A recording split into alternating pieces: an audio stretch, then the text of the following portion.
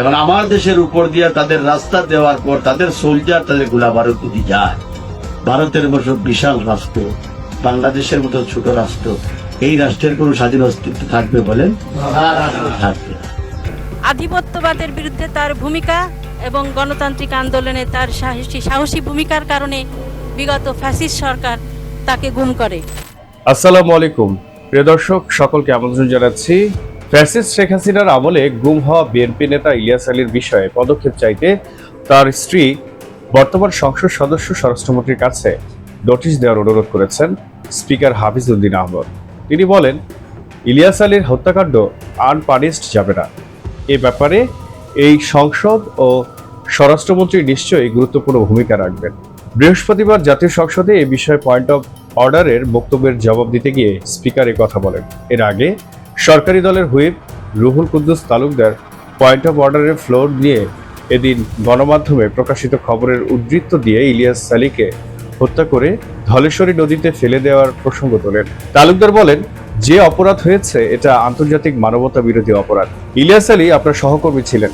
আজকে ইলিয়াস আলী যদি বেঁচে থাকতেন তাহলে একসঙ্গে এই সংসদে থাকতাম। যেটুকু জেনেছি 2012 সালের 17 মার্চ থেকে 20 মার্চের মধ্যে তাকে হত্যা করে ধলেশ্বরী নদীতে ফেলে দেওয়া হয়েছে। মানুষ কতটা নিষ্ঠুর হলে এই কাজটি করতে পারে? আমার মনে হয় পৃথিবীর সব ইতিহাস ফেল করবে। শেখ হাসিনা কি ধরনের অভিনেত্রী ছিলেন? তার নির্দেশ ছাড়া যেমন ইলিয়াস আলী গুম হননি, তার নির্দেশ ছাড়া তাকে হত্যাও করা হয়নি। তার স্ত্রী শিশু সন্তানকে নিয়ে শেখ হাসিনার সঙ্গে দেখা করতে গিয়েছিলেন। তাদের আশ্বাস দিয়ে বলেছিলেন ইলিয়াসকে খুব তাড়াতাড়ি ফেরত পাঠানোর ব্যবস্থা করবেন।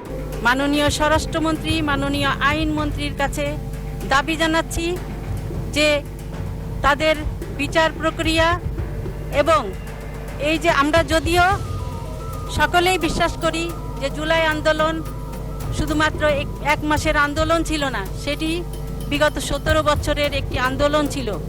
সেই 17 বছরের যারা গুম হয়েছে, খুন হয়েছে, তাদেরকেও জুলাই যোদ্ধা হিসাবে স্বীকৃতি দেওয়ার দাবি জানাচ্ছি মাননীয় স্পিকার। এ বিষয়ে স্পিকার বলেন, বিষয়টি অত্যন্ত গুরুত্বপূর্ণ ও হৃদয় বিদারক, সারা দেশের অত্যন্ত বহুল আলোচিত একটি বিষয়। ইলিয়াস আলীর সহধর্মিণী মাননীয় সংসদ সদস্য এখানে উপস্থিত রয়েছেন। বিষয়টি তিনি সংসদে একবার উত্থাপন করেছেন। আমি মাননীয় সংসদ সদস্য তাহসিনা রুশদীকে অনুরোধ জানাবো, এ ব্যাপারে কোনো পদক্ষেপ নিতে চাইলে স্বরাষ্ট্রমন্ত্রীর কাছে একটি লিখিত নোটিশ দিতে পারে। তাছাড়া এ ধরনের একটি গুরুত্বপূর্ণ বিষয়ের ফয়সালা করতে আন্তর্জাতিক অপরাধ ট্রাইব্যুনাল সিমিলার কতগুলো ঘটনায় ব্যবস্থা নিচ্ছে। ইলিয়াস আলী আমাদের অত্যন্ত প্রিয় স্বজন। এই দেশের উঠতি জনপ্রিয় রাজনৈতিক নেতা ছিলেন তিনি। তার হত্যাকাণ্ড আনপানিশড, বিনা শাস্তিতে পার পেয়ে যাওয়া যাবে না।